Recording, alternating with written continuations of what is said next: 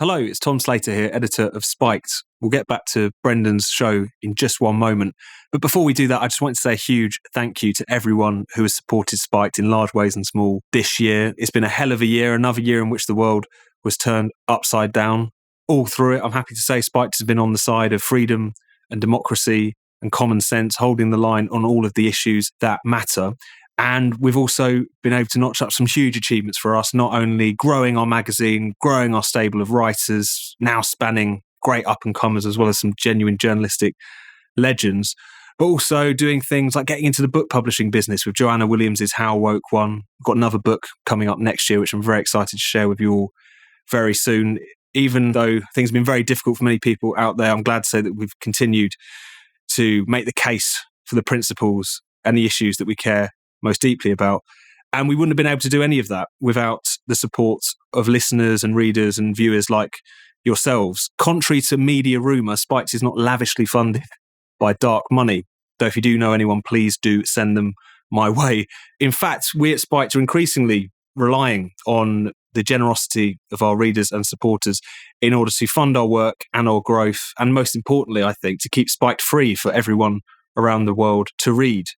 Because while Spiked has been going from strength to strength in recent years in so many ways, we're also, of course, encountering the sort of obstacles that come with the censorious era that we find ourselves in. So even though Spike's readership has been soaring in recent years, we've also seen our ad revenue go down because more and more agencies coming under pressure from liberal activists are blacklisting dissenting voices like ours.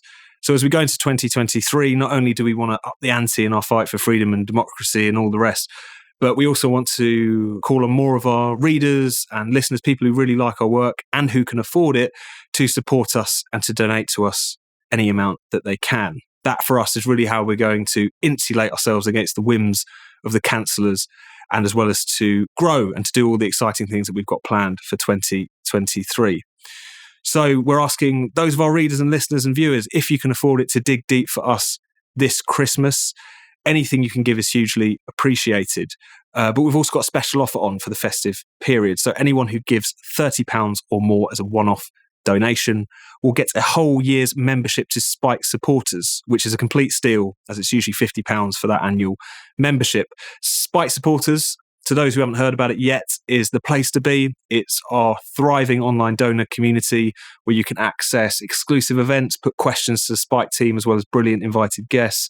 You can get access to our comment section, which is for Spike supporters only, where you can argue the toss over all of the issues of the day and what it is that we're writing about here on Spiked.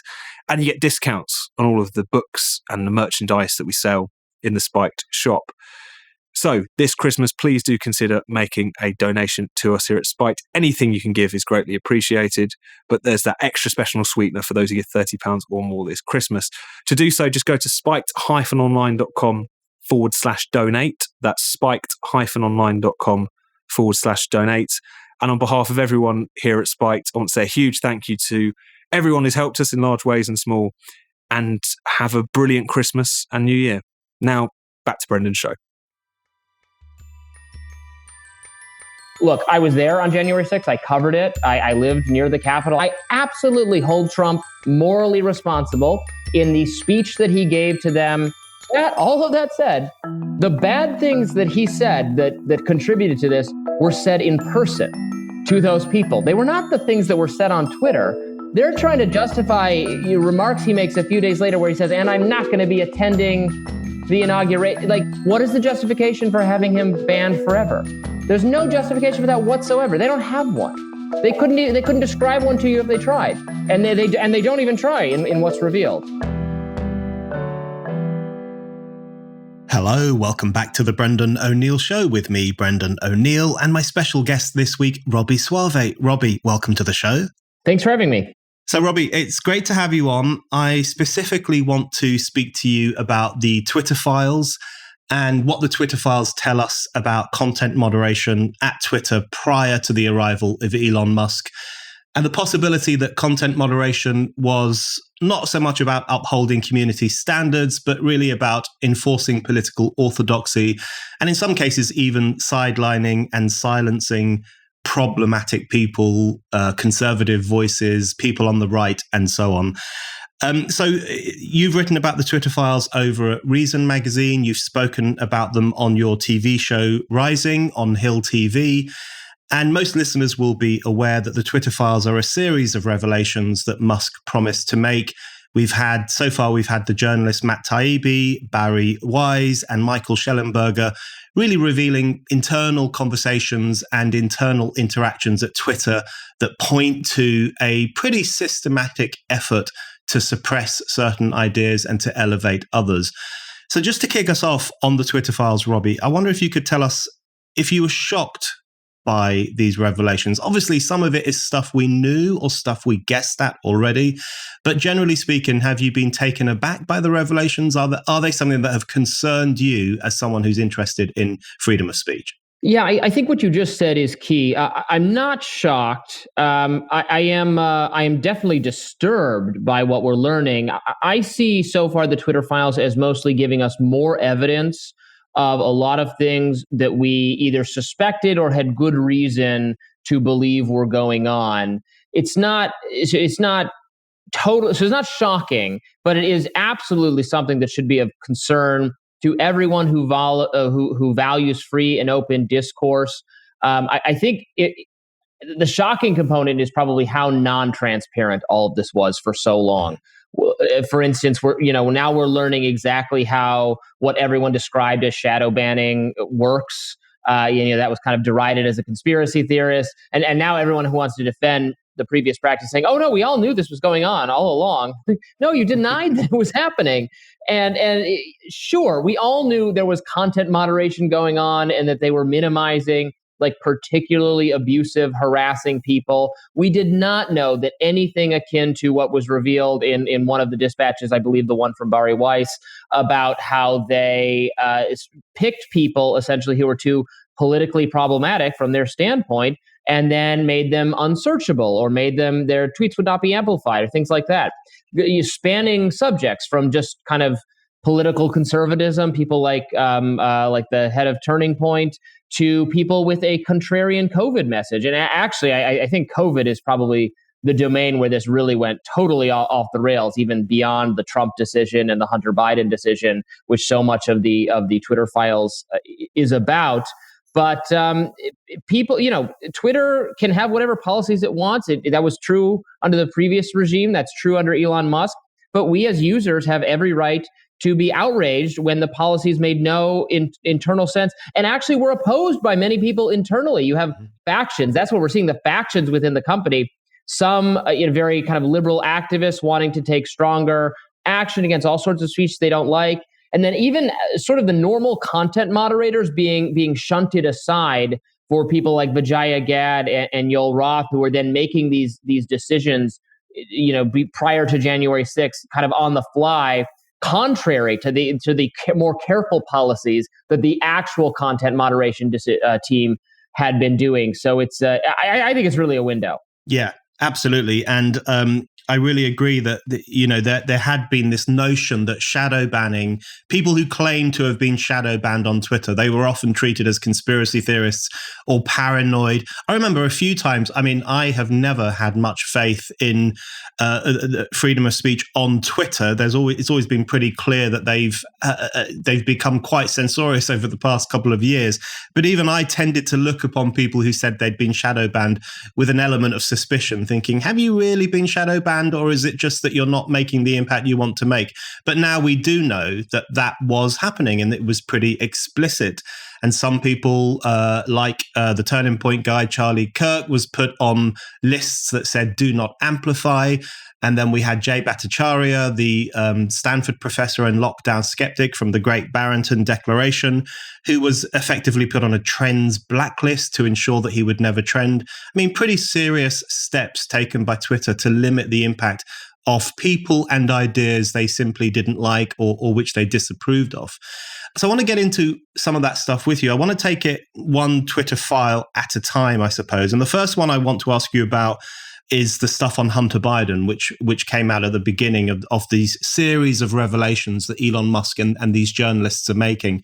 In my mind, the Hunter Biden revelations were in some ways the least shocking. This was stuff we pretty much knew, that they had suppressed the New York Post story about Hunter Biden's laptop in the run-up to the 2020 presidential election, that they took pretty extreme measures to ensure that it couldn't be shared, that it couldn't be talked about. We know that they locked the New York Post out of its account, which was an extraordinary action to take against one of the oldest newspapers in the United States, a very esteemed organ of news and information.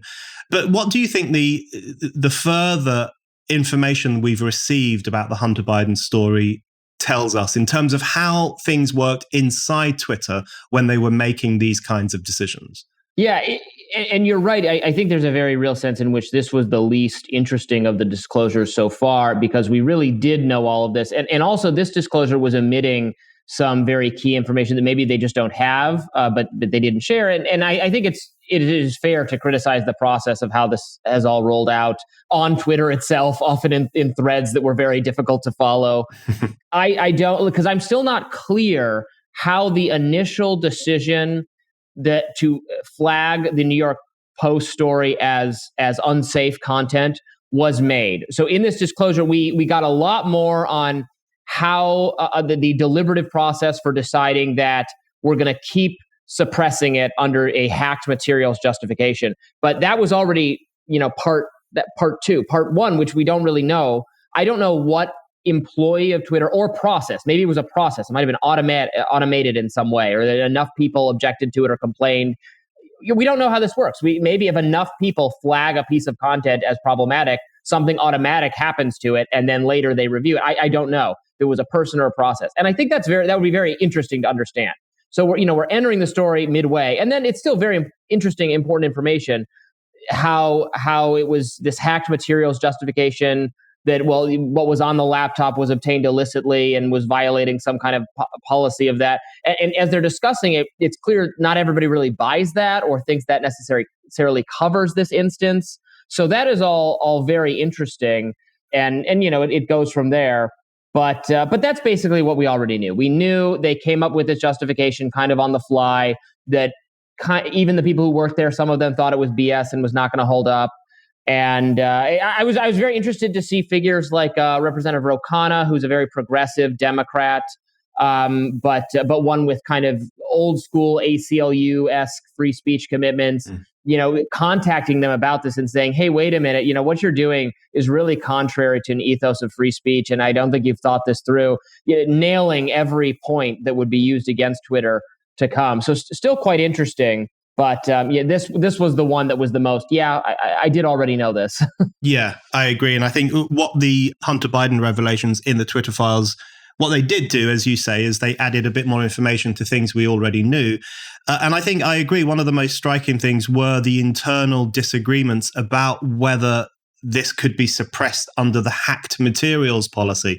So one of the justifications we frequently heard from Twitter when it took this action was that it couldn't be sure whether this information from Hunter Biden's laptop had been hacked, whether it had been obtained in an underhand, problematic fashion, and therefore they were being cautious. But just on that justification itself, it is interesting that there was disagreement inside Twitter's own offices with some people, including Brandon Borman, who was the vice president of global communications, who was not convinced that this was a hacked materials justification for suppressing the Hunter Biden story. But do you think there's an element where, because I think one of the impressions some of us had of Twitter when it took these kinds of disastrous decisions is that they were behaving in a very authoritarian, sometimes quite tyrannical way. But I think what the first Twitter files have shown, especially in relation to the Hunter Biden story, is that they were kind of making it up on the hoof as they went along, searching for justifications to do something that they instinctively wanted to do. So do you think there was an element where they were just inventing the story as they went along, making it up in order that they could quite instinctively push down the Hunter Biden story in particular, which they thought might have a damaging impact on Joe Biden's chances in the 2020 election? I think they are doing all that, but I think a very important piece we always have to consider is that they being the social media companies, Twitter, Facebook, Google, etc., they are being screamed at all day long, every day by activists and by the mainstream media and by political figures. They can't make anyone happy. And the people they're most afraid of are, tech reporters at the New York Times and the Washington Post and other places who every day accuse them of basically genocide, accuse them. American democracy is dead because Twitter has not censored enough content. Violence and hate are at their highest level because Facebook hasn't taken enough action against people we don't like. Why hasn't Congress swooped in yet to break up these companies or change their liability? They have blood on their hands. That only got worse during the pandemic, obviously. But it was still that the rhetoric around that ever since Trump's victory in 2016 has been so over the top. You can't state it in a hyperbolic enough fashion. It was so crazy. So while I'm very frustrated with a lot of decisions these companies made, I think it wasn't just always of their own volition. They were being accused, and this was happening in real time. Mainstream reporters saying, "Oh my God, this story, no one should be allowed to see it. It is so dangerous and so harmful, and anyone letting you see it is complicit in this crime." And you know what? It's intimidating to be yelled at by all these people with tremendous institutional media power. And I think that really led them astray. Not saying that lets them off the hook or anything, but I think the media cannot wash their hands of the role they played in persuading all of these people to do this. And when I interviewed people at Facebook for the book I wrote about content moderation, Tech Panic, and I asked, how does a controversial moderation decision get made? And they say, look, we rely on cues from the mainstream media. We really do rely on them, and we know we're going to be in trouble if we don't listen to them. So that's something to keep in mind. Seeing family, decorating the tree, Secret Santa, mulled wine, it really is a special time of year. But with all of that, it is easy to forget that it all started far away in the Middle East with little baby Jesus in a manger. That's why I've been watching the history of Christianity from the disciples to the dawn of the Reformation on Wondrium. With 36 episodes, there is so much to learn about this fascinating period in history and how this one man and his followers changed the world forever. Did you know that over his lifetime, Paul the Apostle traveled more than 10,000 miles by foot preaching the gospel? Wondrium documentaries are full of those kinds of interesting facts. And the best part is, with Wondrium, we get to learn about whatever we want, whenever we want. There is unlimited access to thousands of hours of audio and video courses, documentaries, tutorials, and more. Watch or listen completely ad-free and on any device. And every Wondrium topic is presented by amazing teachers who are actual experts in their fields, so you know you're in good hands. I know you will love Wondrium as much as I do, and right now, my listeners can get this limited time offer. Get 2 years of Wondrium for the price of one. It is a fantastic deal. Sign up today through my special URL to get this great offer. Go to wondrium.com/Brendan. That's wondrium.com/Brendan. Get learning today. I want to ask you about the mainstream media shortly and its lack of response in some situations to the Twitter files. But I think in relation to the Hunter Biden story in particular, I think there was a huge amount of complicity between the decisions Twitter was making to suppress that story and the mainstream media's ignorance of it and just their willingness to turn their eyes away from it and pretend it didn't exist, or to say that it was Russian disinformation or whatever else they were saying. And we know that it took the New York Times quite some time to acknowledge that the laptop was real and the materials from it were real. And the fact that it took them so long to do that is quite a story in itself. I want to ask you now about the subsequent batch of Twitter files. This one was written by Barry Wise in relation to the subject of shadow banning. So she has confirmed, again, something that some of us suspected, but it seems to have been even more entrenched and widespread than we might have thought. She has confirmed that there were indeed many situations in which Twitter blacklisted unfavorable content that it didn't like, controversial conservative voices, lockdown skepticism, COVID misinformation, as it was sometimes referred to. As we said earlier, Jay Bhattacharya was caught up in this. I happen to think he is a very respectable, interesting person, absolutely not someone who should be blacklisted or censored, although I don't think anyone should be blacklisted or censored. So this was some pretty serious stuff that Barry Wise revealed. So what do you think we've learned about shadow banning? Now, in your piece on these files that you wrote for Reason, you make the point that, of course, strictly speaking, no one was absolutely shadow banned. You could still go to their Twitter page. You could still see their tweets if you wanted to find them. But there still was a system, wasn't there, where they were being pushed down from trends, pushed down from the homepage, which meant that people were less likely to find out what they were saying. Yeah, absolutely. This was the part of it that probably bothered me the most in terms of what we learned. And, people will point to this like old article in Slate, explaining like, oh, well, they said they were going to do things like this.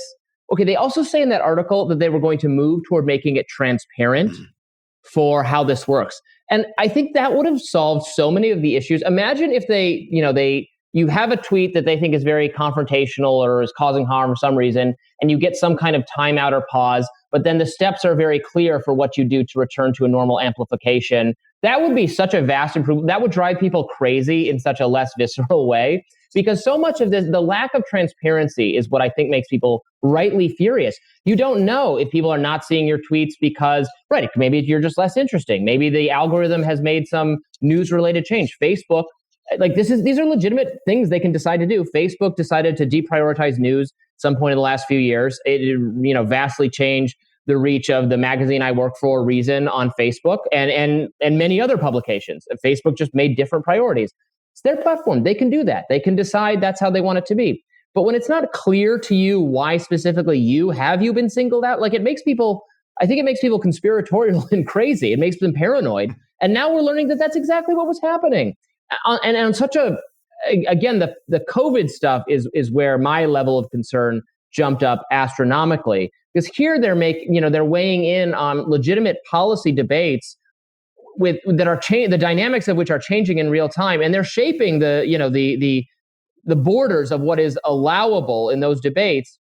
Even as so many things that we thought were crazy at the beginning were plausible by the whether good right-thinking people are supposed to wear masks and how often and what are circumstances and what kind of mask changed wildly, even among, I'm not coming at it from a, crank contrarian perspective, even among, the most Fauci loyalist people, that thinking has changed. It changed about whether vaccines are holding back cases. It changed about frankly, the nature of the origins of the pandemic. It is now legitimate, finally, to raise the question of whether this might have been a lab leak incident. These were all things that at various points you were in serious jeopardy on social media for saying, and again, often being done at the behest of, in that case, not just the media, but the government. Joe Biden said these companies have blood on their hands for allowing any kind of dissent about vaccines. Explicitly, the White House communications director went on TV and said, yeah, unless more is done, we're going to change their legal liability protection to subject them to all these lawsuits. So it's akin to that, the level of suppression of speech coming that was on the platforms that is now more evident than it was before, and then also the communication with media and government actors. Yeah, I agree, and I think it's really true that the COVID censorship, or the COVID censure, at least, that was taking place on Twitter is the most worrying in some ways, because one of the arguments that people make, which I think is a false argument, is that in a time of crisis, and COVID was undoubtedly a health crisis for the whole world, in those kinds of moments, freedom becomes less important. You just have to do what's the right thing to do. But I actually think freedom, particularly freedom of speech, the freedom to ask questions, becomes more important at times of crisis, so that we can explore all angles, explore all possibilities, allow for the possibility that lockdown was the wrong thing to do, allow for the possibility that masks are not very useful. But very often that kind of discussion was suppressed. And I wanted to ask you about one of the justifications for its suppression on Twitter. So Barry Wise points out that Yoel Roth, who was at the time the head of trust and safety at Twitter, who's now become a very controversial and quite bullied figure over the past few days. One of his justifications, one of the arguments that he made for the suppression of these kinds of discussions, especially pertaining to COVID and vaccination, is that misinformation causes harm. And it's a very interesting way of putting things. Firstly, because there is always that question: who gets to decide what is misinformation? You know, who gets to make that decision? Who gets to make that choice? And what is what is the wisdom they have used to make that decision that something is misinformation? But also, if misinformation causes harm, then, as you pointed out in one of your pieces, that would justify all forms of censorship. Any form of speech that could be said to cause harm to people's health, whether their mental health or their physical health, it could easily be crushed on the basis that that's not acceptable. So I want to ask you on misinformation in particular. Obviously, there is such a thing as misinformation and disinformation. But over the past few years, it does seem that phrase has become a catch-all excuse for suppressing sometimes just ideas that people don't like. And they are now kind of bundled under the title of misinformation, and then they're just hidden away from us to protect our health. Yeah, I mean, look, obviously it's true that misinformation can cause bad things to happen, can misinform people, can make bad choices about their lives and their personal health. But if you believe in a kind of ethos of free speech where people should be allowed to debate and discuss even provocative or controversial ideas or ideas that are likely to be wrong, it's partly because who decides what's misinformation? And so many times now we have seen, in particular, people who claim to specialize in detecting misinformation. I'm talking about, our government experts, our disinfo cops, Nina Jankowicz type people, misinformation beat reporters. This is now an entire media industry identifying misinformation. Even to some extent, federal health advisors, I don't think they've shown any ability to more correctly identify misinformation than anyone else. In fact, I think if you describe yourself as a media figure who specializes in misinformation, at this point, I'm frankly less likely to trust what you're going to say, because so many times it's just this total partisan spin. And right, these are people, these are experts, they say, at spotting misinformation, but these are all the people who said that the Hunter Biden laptop was a Russian disinformation campaign. And I remember when that story came out and I read it, I'm like, okay, this is a pretty right-wing media outlet, so I don't know if all of its conclusions with how this impugns Joe Biden really make sense to me. It is very, it's certainly partisan and trying to have an input, having an argument on the election, which they're absolutely right to do. I'm not sure what I'm going to make of their conclusions, but I'm listening to people saying, well, yeah, this is Russian disinformation. I'm thinking, well, but there is a laptop repair guy. Do you think the Russians hired an actor? That seems very unlikely. I don't really believe that. That would be kind of extraordinary if they'd done that. So that doesn't make sense. So even from the beginning, I'm not saying everything in this was correct or right, but the idea that this has somehow been planted by Russia doesn't make sense given that it involves actual people. Yeah. So it's that kind of common sense that is just absent from the misinformation cops all the time. So I agree that misinformation can cause harm, but also banning misinformation can cause tremendous harm, as we've seen, because the people doing the banning can be wrong or rely on people who are very biased and very partisan. And Facebook relies on its fact checkers, the fact checking organizations it partners with. Those people are just activist organizations that are, I think they're probably less informed than just kind of normal media outlets or something. And they've deputized the people who do the fact checking on COVID or environmental topics are particularly horrible. They'll flag stories that are, and it's haphazard. This has happened to me where they'll flag a story I've written as misinformation. And I'll be like, well, wait a minute. My story is just hey, I read an interesting story in the Atlantic. Here it is, quoting from it. Did you flag the Atlantic story as misinformation? Because there's nothing different that I said than what they said. Anyway, it's nuts. So that sentiment is true, but can lead you to very, very dark places in terms of content moderation, which is not to say there shouldn't be any content moderation. Truly, we do not want to live on a platform that just allows everyone to be as vile and awful as possible. But we want to devolve, I think, content moderation decisions basically to users whenever possible. Like let individual users pick their Twitter experience, pick who they want to interact with, what kind of exposure works for them. That's the way to do it, instead of having us all kind of mad at each other all the time about top-down rules, I think. Yeah, I think that's a refreshingly old-fashioned view that we should trust ordinary people to decide for themselves what they want to see and what they think is correct and what they think is incorrect. I agree about the harm point, and I think what's interesting is that protecting people from harm has essentially been the argument for censorship since the beginning of censorship. Whether it's protecting people from the moral pollution of heresy, or protecting children from the harm of video nasties in the 1980s, or violent video games in the 1990s, or protecting women from reading scandalous novels in the early 20th century. It's always been about protecting people from harm. And I think through the misinformation idea, which is sometimes correctly used, there is misinformation out there. Sometimes I think it's used just to describe political ideas that the establishment doesn't like. Once again, we're seeing a rehabilitation of that idea that there are a select group of people who should be protecting the rest of us from harmful ideas, which I think is always a troubling authoritarian instinct.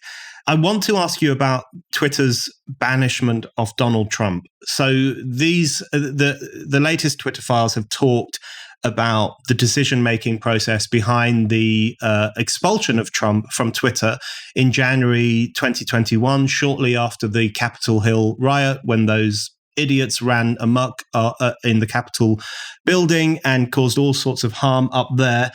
And Trump was banned. Now, I always thought that the banning of Trump was a terrible, terrible mistake. I don't think it's right to prevent a man who was then still the sitting president of the United States, voted into office by 63 million people, to prevent him from speaking in the digital town square. I think that was an extraordinary act of overreach by the social media oligarchs into democracy itself. So I always had a problem with it from the very beginning.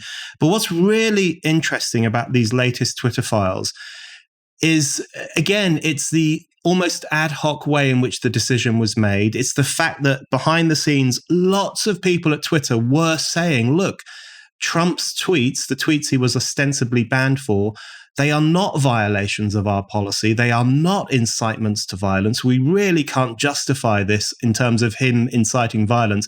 There was a lot of that discussion going on. And then eventually there were discussions about it possibly being coded incitement to violence, secretive incitement to violence, as if they were reading Trump's mind or reading the minds of his supporters.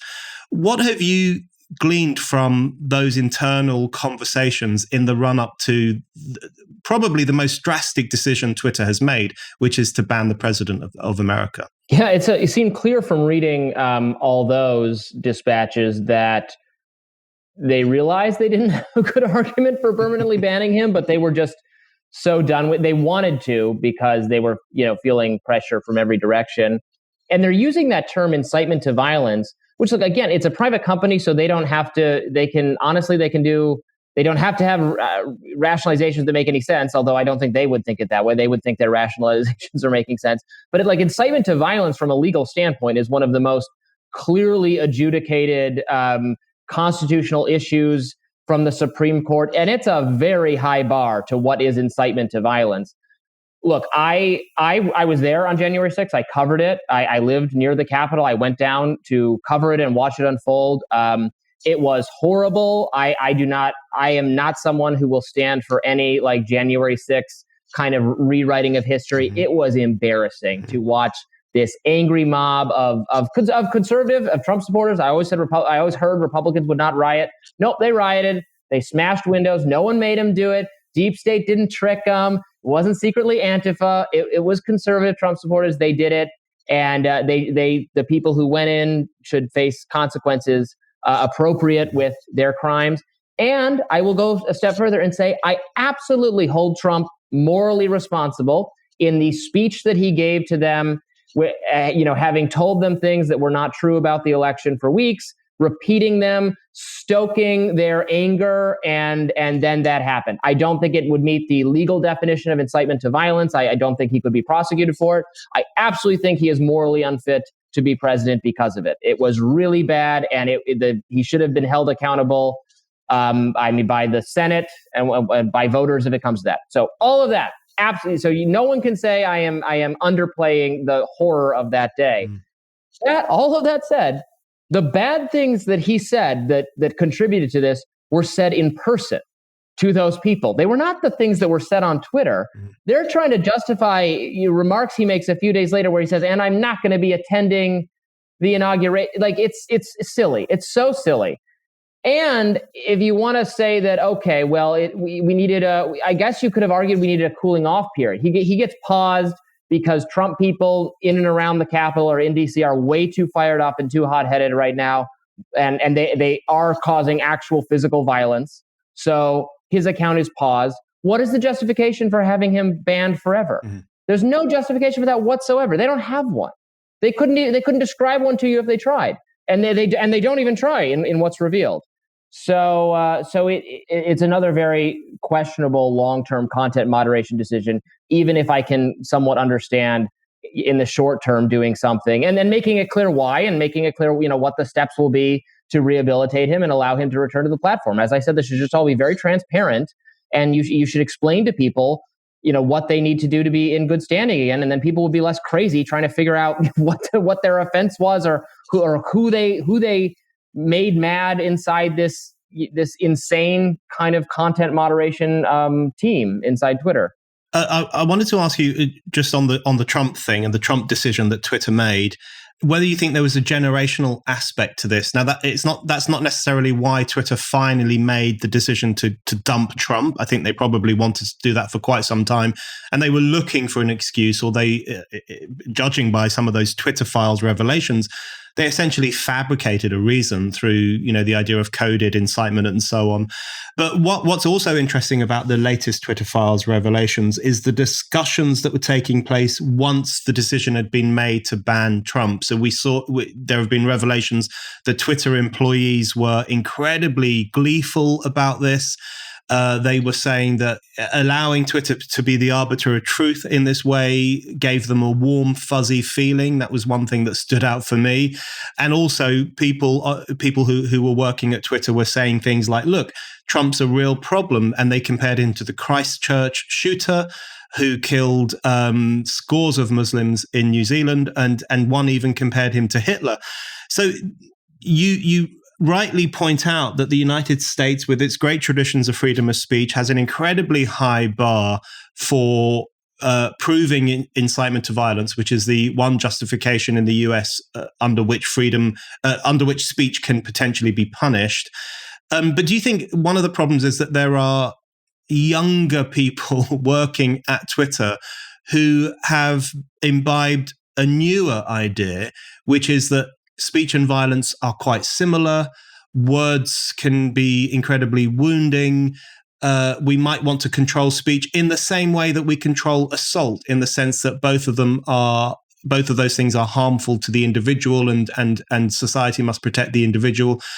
Some of the Twitter files revelations about the post-Trump banning discussions suggest to me that one of the problems there is that the employees have bought into fashionable new ideas about speech itself being a potentially violent phenomenon. I think that's absolutely the case. It's something you and I have talked about on many other occasions when we've done presentations or discussions at events, talking about the changes that happen on college campuses, where all of a sudden you have young people who think it's the administrator's job to coddle them and protect them from harmful ideas, and that speech can wound the same way that physical actions can. And then they leave campus and bring those ideas into the tech sector, into the law sector, into the business sector, into the every kind of facet of life, which we've seen. That's definitely taking place. Although in recent years, even more so than that, it's the misinformation thing. It's the and that is born of a need to explain why Donald Trump won 2016. They could not. The mainstream media doubled and tripled down on this idea that it's impossible that Donald Trump could have won. The only way he could have won is if there was something, semi-illegitimate about it, because people were so tricked by lies, possibly of foreign origin. They needed an outside adversary to explain it. And that has become the fashionable explanation for how we could have possibly gotten ourselves in that. And so then once you start down that path, once you start saying, oh, well, the people who voted the way I didn't want them to vote, well, it's because, they saw, so they were in some Facebook group and some bot that isn't even a person, but maybe it was Russian or something. That's the pathway for them to explain how everything happened.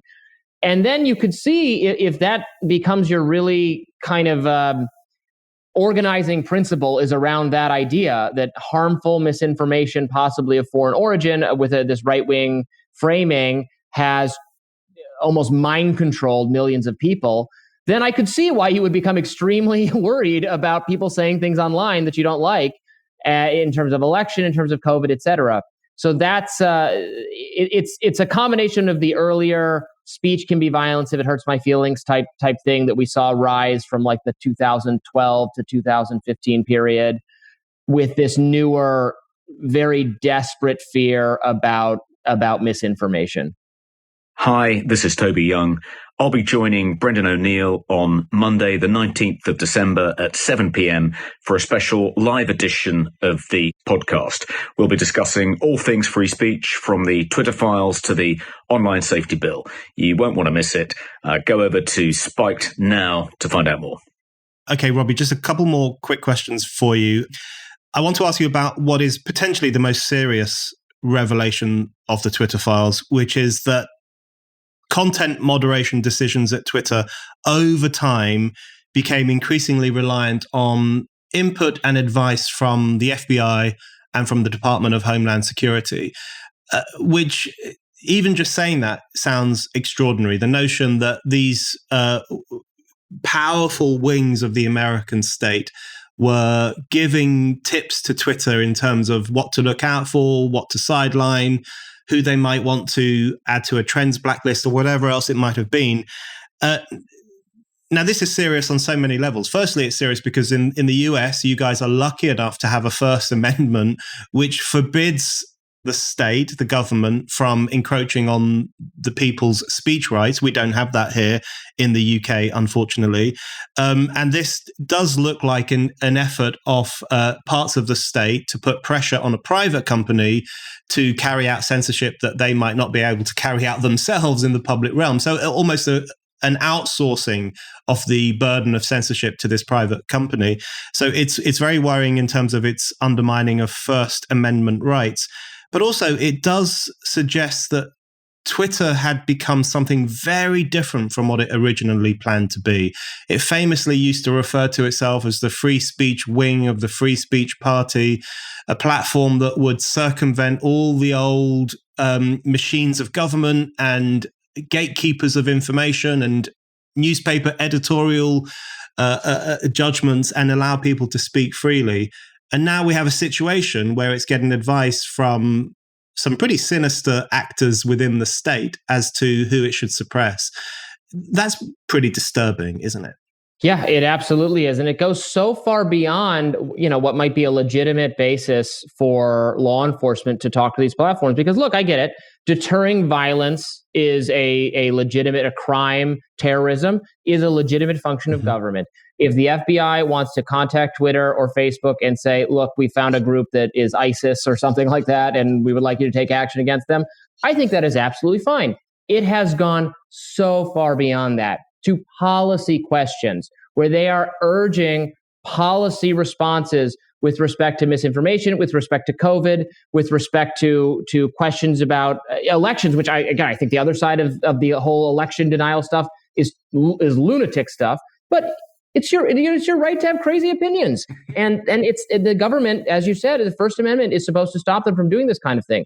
The only good news here is that to the extent law enforcement or the DHS or the CDC or whoever it is motivating some of these bad content moderation decisions, we can have a policy response to that. It's frustrating because there isn't really a government policy response to Twitter having policies you don't like, because if you impose on them policies you do like, well, in some sense, doesn't that violate the First Amendment too?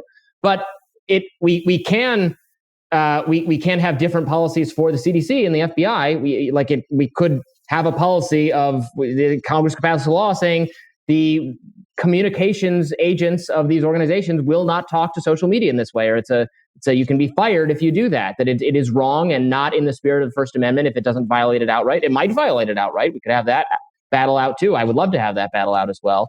But yes, I would love to empower political figures to take action against themselves. Yeah. take the rock out of their own eyes, and that goes for all of us. We can. For every criticism we have of big tech, we have to have 2 criticisms of big government, because they motivated a lot of this. Okay, Robby, my final question for you kind of follows on from that and follows on from discussions I've had with people like you, people at Reason, including Nick Gillespie, over the past few years, about the issue of Twitter being a private company. You've mentioned that a few times in this chat. You know, private companies can make their own rules, and then we as consumers or citizens can choose whether or not to engage with that private company and follow its rules. Do you think that's sufficient in the modern era? And the reason I raise that, I mean, we've just talked about the fact that Twitter was obviously at a very important intersection over the past few years of enforcing the cultural elite's political diktats or doing the bidding of the FBI and other wings of the state in terms of pressuring certain people to stop saying things or to sideline certain views. In Europe, including in the UK, we have a situation now where governments very often outsource censorship to private companies. So they don't want to bring in new laws saying that you can't say certain things, but they do constantly put pressure on the social media giants to carry out that censorship on their behalf.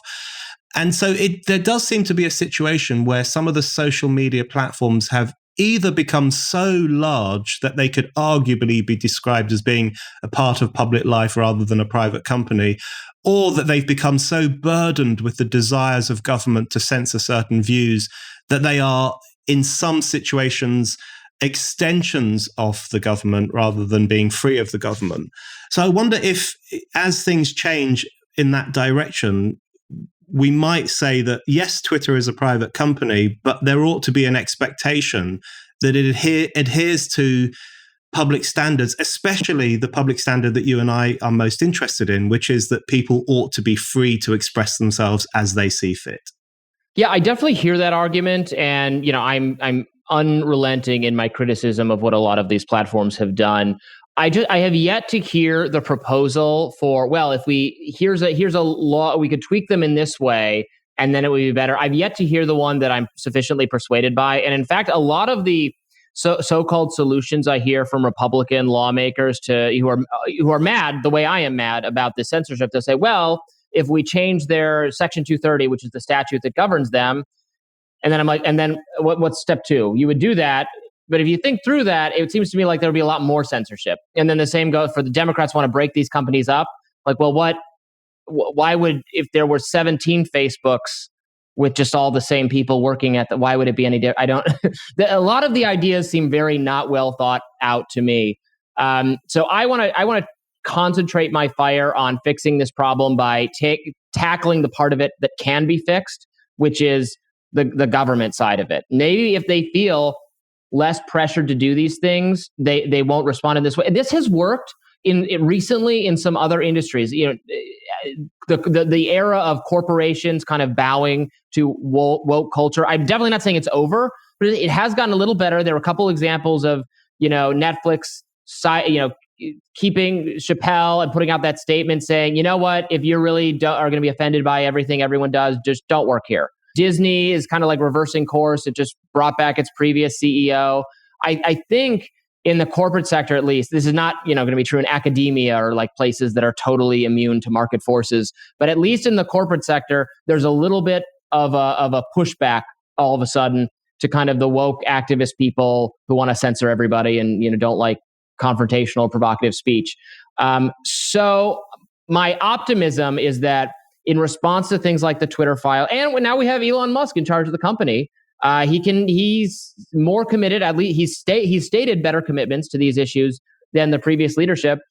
I say let it play out and work on constraining the government's abilities to make these companies take bad decisions. That is, I think, a viable route forward, other than some of these other ideas that maybe they should be a common carrier and they'd have no right to. Well, if you have to pass a law to do that, and then that would be very fraught because, like, Elizabeth Warren is going to try to inject, like, but if they spread misinformation, then they can be taken to, like, there's so many ways that could go wrong and actually make things worse. Because as angry as we are about a lot of the decisions that were made, we have to be a little careful because, warts and all, even as imperfect as it is, your ability to speak and to share provocative, contrarian ideas, libertarian ideas, conservative ideas, even far left ideas outside of the mainstream consensus is greater than it has ever been in human history. And social media is largely to thank for that.